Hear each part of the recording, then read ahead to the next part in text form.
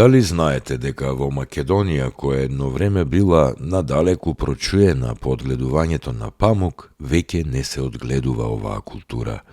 За последен пат ова индустриско растение, памукот, е запишано во државните регистри во Македонија во 1997 година, кога со памук биле засејани само 6 хектари.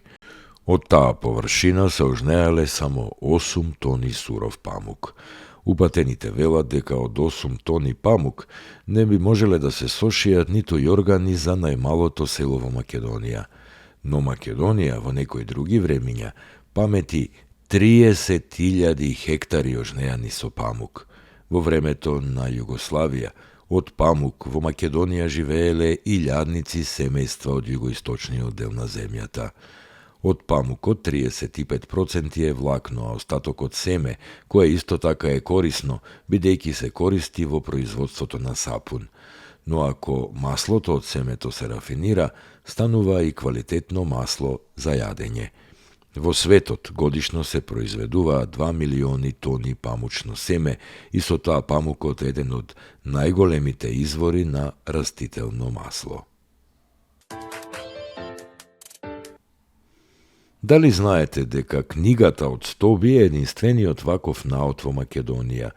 Се работи за 13 дрвени таблички пронајдени во гробот на Писар, човек кој припаѓал на богатиот сталеж на стоби, а бил погребан во 4. век.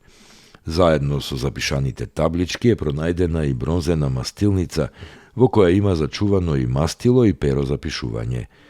Писарот бил погребан во долга наметка на благородниците, хитон, а како ексклузивитет се зачувани и делови од тоа платно.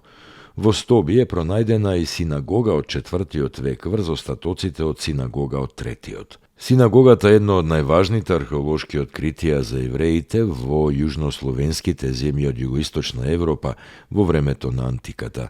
Тоа е потврдено во 1931 година со археолошкиот наод Полихарамовиот столб, на кој е испишан текст со грчки букви.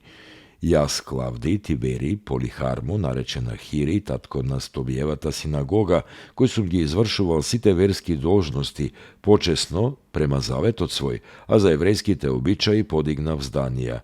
Сала со трем на сите 4 страни, никогаш воопшто не допирајќи ги општинските пари. Затоа јас, Клавдиј Тиверий Полихармо, го задржувам правото на собственост на одаите на катот за себе и своите и сите оние кои со мене живееле. Ако било кој на тоа нешто менува, да плати 250.000 денари, како што сме се договориле. Набавката на керамидите за покрив и одржувањето ќе го вршиме јас со моите наследници. Се вели во записот сочуван од Клавдиј Тиверий Полихармо. Дали сте слушнале дека во својата семејна куќа во тетовското село Џепчиште, на просторот само 7 метри квадратни, архитектот Симеон Златев Моне има колекција од над 2000 етноекспонати. Според потеклото, таму има предмети стари дури и 10.000 години, а според големината, најмалото е гумено гласачко топче со 3 димензии од по 1 центиметар, а најголема е бакарната софра од 17. век, долга 108, а широка 2,5 центиметри.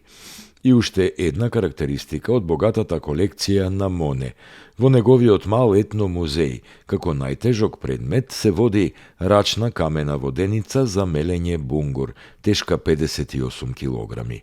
Во некои времиња луѓето наместо ориз употребувале грубо мелена пченица, која претходно ја вареле, ја сушеле, а потоа ја мелеле.